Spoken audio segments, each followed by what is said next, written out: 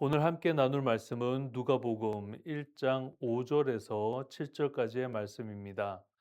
누가복음 1장 5절에서부터 7절까지의 말씀을 새 번역 성경으로 제가 봉독하겠습니다. 유대왕 헤롯 때에 아비야조에 배속된 제사장으로서 사가랴라고 하는 사람이 있었다. 그의 아내는 아론의 자손인데 이름은 엘리사벳이다. 그 두 사람은 다 하나님 앞에서 의로운 사람이어서 주님의 모든 계명과 규율을 흠잡을 데 없이 잘 지켰다. 그런데 그들에게는 자녀가 없었다. 엘리사벳이 임신을 하지 못하는 여자이고 두 사람은 다 나이가 많았기 때문이다. 아멘. 우리가 지난 시간에 누가복음 1장 1절에서부터 4절까지의 말씀을 함께 나누면서 누가가 데오빌로에게 바치는 드리는 보고서라고 이야기를 나누었습니다. 이 누가복음은 누가가 조사하고 연구해서 그 사실을 정리한 논문과도 같은 형식의 문서입니다. 이 누가복음을 누가가 쓸 때에 데오빌로에게라고 하는 그 총독이 이 문서를 받았는데 이 문서를 만들기까지 결코 적지 않은 비용이 들었기 때문에 또 필요하기 때문에 데오빌로 각하가 누가에게 비용을 지불하고 그러니까 누가에게 후원을 해서 그가 이 문서를 완성할 수 있도록 도왔을 것입니다. 그렇기 때문에 누가는 이 문서를 데오빌로에게 바치는 드리는 아주 귀한 문서가 됩니다. 이제 누가는 지난 시간에 우리가 함께 나누었던 그 내용들에 이어서 이제 본격적인 이야기를 시작을 합니다. 오늘의 등장인물은 사가랴와 엘리사벳이라고 하는 부부입니다. 5절을 함께 보겠습니다. 유대왕 헤롯 때에 라고 이야기가 시작을 합니다. 자, 유대왕 헤롯 때에 라고 하는 이 첫 문장만 보아도 지금 이 시대가 어떤 시대인지를 우리가 확인할 수 있습니다. 그러니까 지금 데오빌로에게 첫 이야기가 시작이 되는데 유대왕 헤롯 때에 라고 하는 이 문장을 데오빌로가 보았다면 이 문장을 본 데오빌로는 그렇다면은 이 이야기의 상황, 그때의 시대가 어떠했는지를 분명하게 기억할 것입니다. 왜냐하면 우리도 우리의 역사 속에서 대통령 누구누구의 때라고 이야기하면 그 사람의 이름을 듣고 그 사람이 대통령인 시절의 상황을 그 시대의 배경을 우리도 자연스럽게 떠올리게 됩니다. 그와 마찬가지로 지금 누가는 지금 이 상황에 이 시대 속의 상황이 어떠했는지를 우리에게 이야기를 해주고 있습니다. 유대왕 헤롯, 이 헤롯이라는 사람은 유대의 외곽에서 태어난 사람이었습니다. 그러니까 이방인이지요. 근데 이 사람이 왕이 될 수 있었던 것은 그가 로마의 원조를 받아서 전쟁에서 승리를 하면서 이 팔레스타인 지역을 관할하게 되는 왕이 됩니다. 그러니까 유대인들이 볼 때에 헤롯은 이방인이고 지금 이 유대 땅을 이 팔레스타인에서 살아가는 이 유대인들을 정말 괴롭게 하는 그 로마의 원조를 받아서 왕이 된 사람, 그리고 그가 우리가 살고 있는 지금 이 팔레스타인 지역을 통치하는 이 관할자가 된 이제 담당자가 된 이 사람이 지금 있었던 그 시기에 지금 이 이야기가 시작이 된다라고 지금 누가가 이야기하는 것입니다. 그러니까 데오빌로는 이걸 보는 순간 이때가 유대인들에게는 결코 좋지 않은 시대였었구나라는 것을 바로 떠올립니다. 왜냐하면 헤롯의 통치 방법은 공포 정치였습니다. 그가 지배하고 있는 그 팔레스타인 지역의 유대인들을 유화 정책이거나 부드럽게 대한 것이 아니라 공포 정치로 자신에게 기어오르지 못하게, 자신에게 대항하지 못하게 정말 공포로 찍어 누르면서 사람들을 억압하고 그들을 괴롭게 했었던 헤롯이기 때문입니다. 그러한 시기에 아비야조에 배속된 제사장으로 사가랴라고 하는 사람이 있었다라고 이야기합니다. 아비야조라고 이야기하는 것은 우리가 역대상 24장에 이 이야기가 나옵니다. 아론의 자녀들, 아론의 후손들 중에 아론의 자녀가 총 4명이 있었는데 그 중에 둘은 아비보다 먼저 죽어서 떠나고 나머지 둘을 통해서 이어진 그 민족이 그 대가 있는데 그 자녀들이 많다 보니 거기에서 제비 뽑기를 해서 24개의 집안을 선정을 합니다. 그때의 8번째로 선정된 집안이 아비야 집안입니다. 그러니까 지금 아비야조에 배속된 제사장으로서라고 이야기하는 사가랴는 이 제사장의 직분을 맡아서 온 그 24개의 집안 중에 하나였던 그 아비야의 배속이 된 사람으로서 어떻게 보면 그 기한이 한 1000년 이상이 된 그 시간 동안 이 아비야조는 제사장으로서의 그 역할을 수행해 왔습니다. 그리고 사가랴는 그 아비야조에 속하게 된 제사장입니다. 또한 그의 아내는 아론의 자손인데 이미 우리가 역대상 24장을 이야기했었던 것처럼 하나님께 선택받은 그 아론의 뿌리에서 태어난 여인이었습니다. 그러니까 그 집안 자체가 이미 그 유대인들 속에서 존경받고 높임받는 집안에서 태어난 여성이었습니다. 그러니까 아비야조에 속한 제사장인 사가랴 그리고 그의 아내는 아론의 직계손으로 태어난 여인. 그러니 이 두 사람은 그 문화 속에서 유대인들 속에서 이미 높임을 받고 어떻게 보면 그 계급으로 이야기하면 더 높은 계급에 있는 사람들이었습니다. 그러니까 제사장의 직분도 이 제사를 그러니까 하나님께 드리는 이 제사를 어떤 그 기본적으로 준비하는 단계에 있는 레위 사람들이 아니라 이 성소에 들어가서 성물을 만질 수 있는 사람. 그러니까 선택받은 사람이다라는 것이 사가랴의 직분이었습니다. 사가랴는 선택받은 사람이었습니다. 그리고 그의 아내 엘리사벳은 아론의 직계 후손이었습니다. 이 두 사람의 위치만으로도 이들이 결코 이 문화 속에서 그들의 민족 속에서 낮은 계급의 사람이 아니구나. 많은 사람들을 어떤 지배하고 또 그들을 다스리고 많은 사람들로부터 존경받고 정말 이렇게 귀하게 대접받는 사람들이구나 라는 것을 알 수 있습니다. 그러니까 지금 사가랴와 엘리사벳은 정치를 하고 있는 헤롯이라는 사람이 왕으로 있던 그 시절에 그때에 이 제사장 직분을 수행하였고 또 그들은 그렇게 부부로 살았습니다. 이제 6절을 보겠습니다. 6절은 이 두 사람이 어떠한 사람인지에 대해서 더 구체적으로 이야기를 해줍니다. 그 두 사람은 다 하나님 앞에서 의로운 사람이어서 주님의 모든 계명과 규율을 흠잡을 데 없이 잘 지켰다. 지금 이 두 사람이 흠잡을 데가 없다라고 이야기합니다. 그런데 보십시오.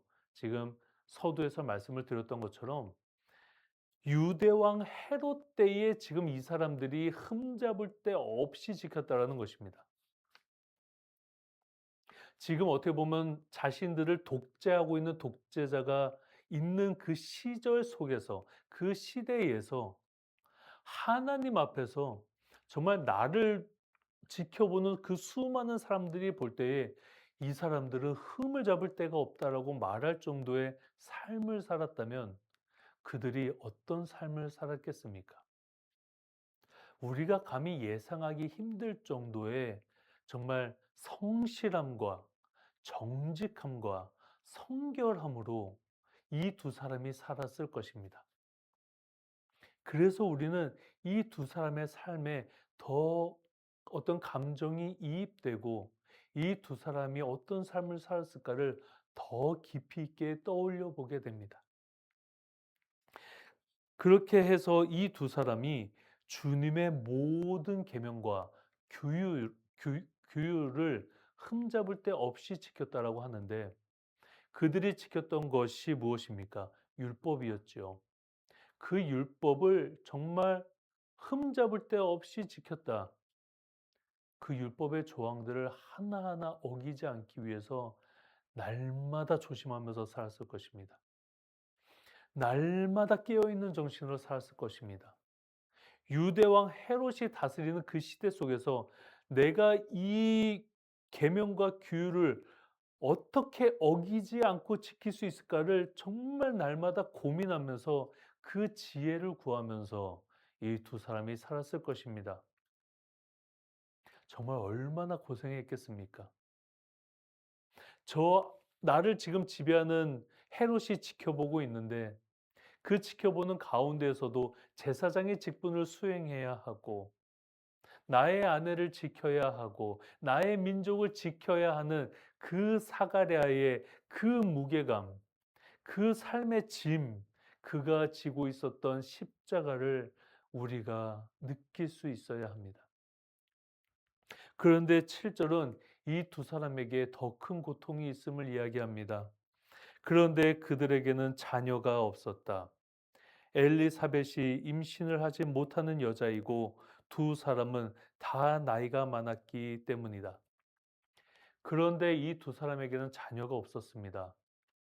자녀가 없다라는 것은 이 두 사람에게 있어서 이 민족에 있어서 유대 민족에게 있어서는 저주와 같은 것이었습니다. 하나님께 선택받은 사람이 하나님께 선택받은 그 민족의 뿌리에서 태어난 그 여인이 아이를 잉태할 수 없는 몸이고 어떠한 노력을 두 사람이 해도 도저히 자신의 어떤 그 뿌리를 이어갈 수 없고 대를 이을 수 없는 상태라는 것이 그 민족의 사람들에겐 안타깝고 안쓰럽고 이 두 사람이 정말 하나님께 저주받은 것이냐라고 하는 그 정말 아픈 마음을 함께 가졌을 것입니다. 그러니 오늘의 말씀은 다시 7절에서 6절로 우리를 다시 돌아가게 합니다. 7절의 상황 속에서도 이 두 사람은 6절의 삶을 살았습니다. 내가 아이를 가질 수 없다라는 거, 내가 내 어떤 그 대를 이을 수 없다라는 거, 이 고통의 시간 속에서도 이 두 사람은 흠잡을 데 없이 하나님 앞에서 정결하게, 정직하게, 성결하게 살아갔습니다. 날마다 삶이 어떠했겠습니까? 아침에 눈을 뜨면 그 모든 삶의 십자가를 지고 그 하루를 살아가야 했습니다. 세상 사람들이 나를 어떤 시선으로 볼지 뻔히 알지만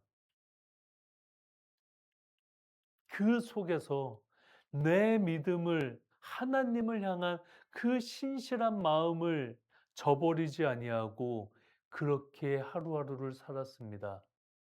이 두 사람이 나이가 많았다라고 7절 마지막 내용이 이야기하고 있지요.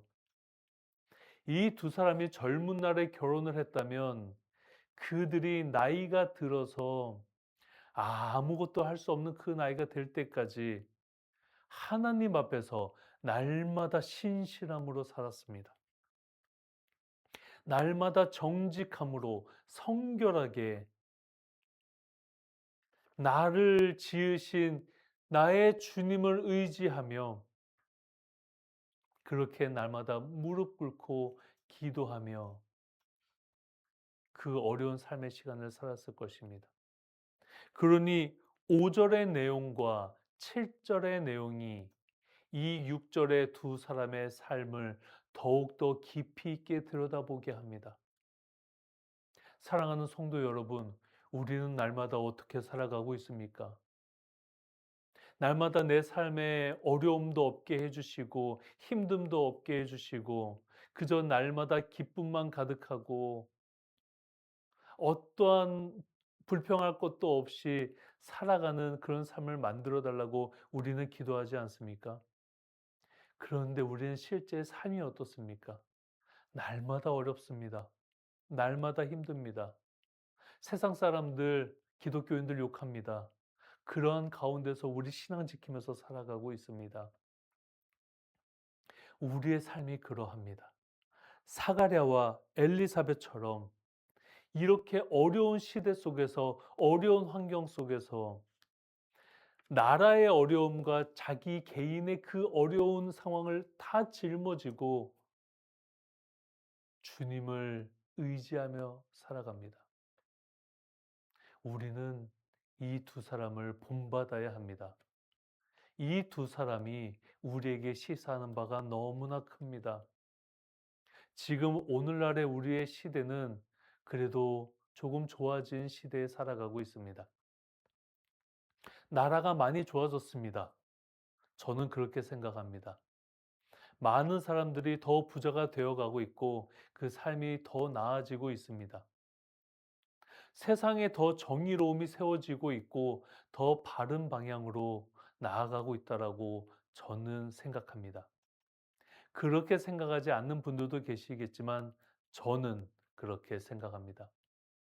우리는 충분히 좋은 세상을 살아가고 있습니다. 하지만 또 어려운 부분들도 있지요. 왜냐하면 AI의 발달로 인력 시장이 축소되고 있기 때문입니다. 그런 부분은 또 어려움 속에 있습니다. 그러니 우리가 살고 있는 세상은 어떤 부분은 좋아지지만 어떤 부분은 더 또 나빠지는 부분들도 있고 어려워지는 부분들도 있습니다. 우리는 그렇게 복잡한 세상 속에서 하루하루를 살아갑니다. 또 어떤 가정들은 오늘 이 두 사람처럼 자녀를 낳고 싶어도 가족 계획을 하고 싶어도 그것이 쉽지 않아서 고생하고 계시는 부부들도 계실 것입니다. 그분들을 위해서 정말 간절히 기도합니다. 정말 그 육체의 아픔이 있으신 분들, 여러분들 위해서 기도합니다. 그럼에도 불구하고 우리가 정말 지켜야 하는 것, 주님을 향한 그 신실한 마음, 우리 주님을 향한 그 간절한 마음은 우리 잃지 말고 우리 지켜 나아가십시다. 우리를 향한 주님의 크신 계획이 있습니다. 왜냐하면 이 두 사람이 세례 요한의 부모가 되기 때문입니다. 하나님의 원대한 계획이 이제 이 두 사람을 통해서 시작이 됩니다. 하나님께서 어떤 사람을 선택하시는지 우리는 그 이야기를 다음 주에 함께 나눌 것입니다. 오늘 사가랴와 엘리사벳의 이야기를 함께 나누었습니다. 시대가 어렵고 아무것도 할 수 없고 내 나라를 뺏겨서 독재자가 나를 지배하고 그가 나를 어떤 무력으로 힘으로 찍어 누르고 있고 어느 것 하나 자유롭게 할 수 없는 그런 시대 속에서 내 육신의 아픔마저도 있어서 내가 내 마음에 전혀 기쁨이 없을 때에 어떠한 감사의 거리도 찾을 수 없을 때조차도 오늘 이 두 사람처럼 흠잡을 데 없이 살아가는 우리의 모습을 우리는 오늘 이 순간에 살아가야 할 것입니다. 함께 살아가십시다. 저도 여러분도 이 두 사람처럼 함께 살아가십시다. 그럴 때에 하나님이 이 두 사람을 선택하셔서 이 두 사람을 통하여서 어떻게 일하셨는지 이 두 사람을 통하여서 우리를 향한 하나님의 선교가 무엇인지를 우리가 다음 시간부터 또 이어서 깊이 나아갈 것입니다. 사랑하는 성도 여러분, 이 두 사람은 세례 요한의 부모가 됩니다.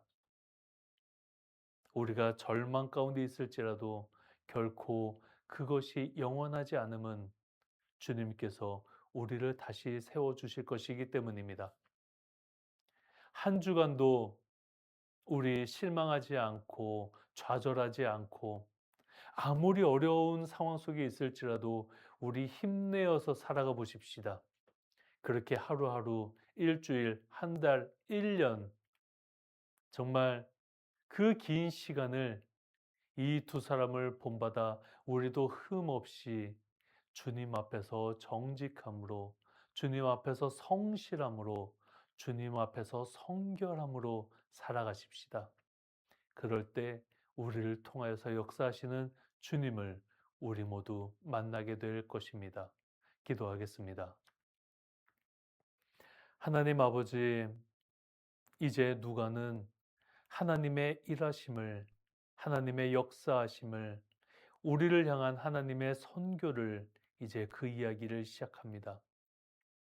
하나님 아버지, 힘든 시대 속에서도 자신의 개인적인 아픔 속에서도 정말 흠잡을 데 없이 그 믿음을 지켜 나아갔던 이 두 사람처럼 우리도 날마다 이 힘든 삶 속에서 나의 마음을 지키고 나의 신앙을 지키고 나의 믿음을 지키며 살아가게 하여 주시옵소서. 모든 사람들로부터 정말 흠잡을 데 없이 바르게 살았다라고 칭찬받는 우리 모두가 되기를 간절히 소원합니다. 모든 사람들에게 본이 되는 삶을 살아가는 모든 그리스도인들이 되게 하여 주시옵소서. 주님께 간절히 기도드리오며 예수 그리스도의 이름으로 기도드립니다. 아멘.